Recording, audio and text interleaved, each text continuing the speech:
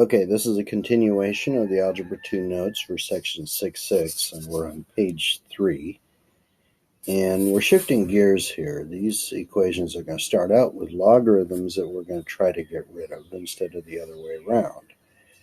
So what we are looking at here, I'm going to call, this is arbitrary, but I'm calling these type 1. And there'll be another style or type on the next page. But in this section, all of the terms of the original problem are logarithmic. You'll see a logarithm on each part of it. So log base 4 and log base 4. And I'm giving another example down below here. There's a logarithm on that. There's logarithm involved there, logarithm involved there, and a logarithm involved there. So that's how you tell that it's this type of problem. And our basic approach is we're going to consolidate the logarithms on both sides till we get a single logarithm. This is an example. One logarithm on each side, and then you can strike the logarithms off the problem. So let me show you that on this easier problem. I've already got the logarithms consolidated. There's only one logarithm on each side. And you can strike the bases. Let me show you what that would look like. And you solve by dividing by 3 in this case.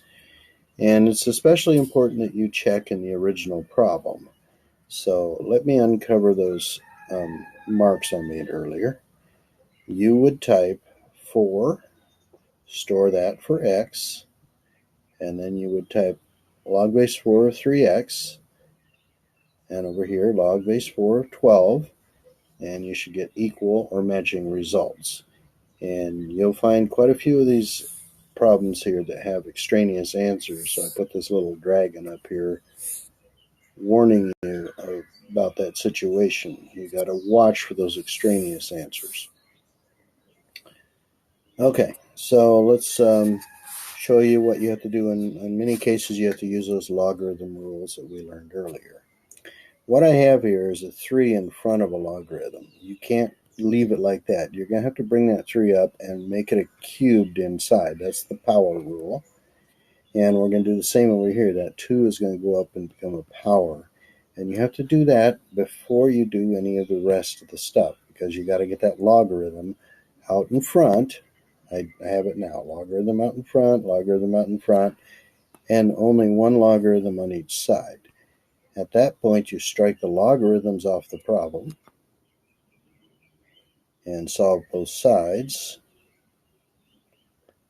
and then check the answer in the original, and this one happens to check. So the decimal approximation of the answer is 0.2924, and if you actually store that value for x and type the left side and then the right side separately, you get the same value on both sides of the equation. Okay, it doesn't take much to see that we have a logarithm all the way through. There's logarithm, logarithm, logarithm, logarithm, but you have to consolidate these and get one logarithm on each side. So we're going to start here by taking that 2 that was in front here and making it an exponent. On this side, we're going to use the product rule where we combine and put a multiplication inside, but with the minus over there, we'll divide on that side. So you'll see what that looks like here in a second. You can see I multiplied the 3 and the x squared, and on the other side, it divided 150 by 2. So what that's going to do is take us down to this line here. I just simplified 150 over 2.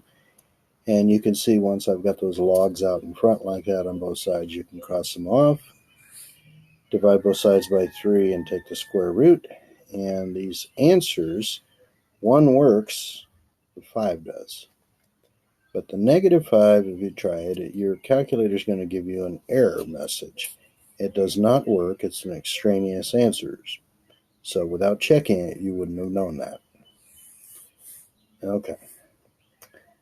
Example 9, you can see that it's type 1 here. It's got a log there, and log there. This minus sign is going to become a division between these expressions. So we're going to take care of that first. Now, once you got it down to this stage and you got this logarithm in front and the same logarithm in front here, you're going to strike those off the problem. So it would look like this in practice. And to solve this one, you've got a fraction on both sides. At least you can make this right-hand side into a fraction. And that helps you because then you can cross multiply. This 4 times this 2x plus 3 is over here, and that 1 times that x plus 2 is on the other side. Do a little bit of algebra 1 at this point. Distribute, collect your like terms, and divide. And in this case, you may as well leave that as a fractional answer. And when you plug it in, store it for x, and then type this whole left side here, compare that with what you get on the other side, they're equal to each other, so you know you have the right answer. Okay, on the next example here, let me give you a little heads up here. First of all, you notice that there's a natural log on all of them. This plus sign means I'm going to be multiplying those expressions, so that's where we're going to start. And once you get that natural log out in front, you can cross it off both sides. And let me show you that action. And I've started the process of solving already. I went first times first, outside times outside, inside times inside, and last times last. Pull all your terms over to the left, factor, and solve for x. In this case, the answer 1/3 is extraneous, but the 8 works just fine. All right, we'll pick up on page 4, and a couple problems into page 4, I'll show you type 2 and how to recognize it.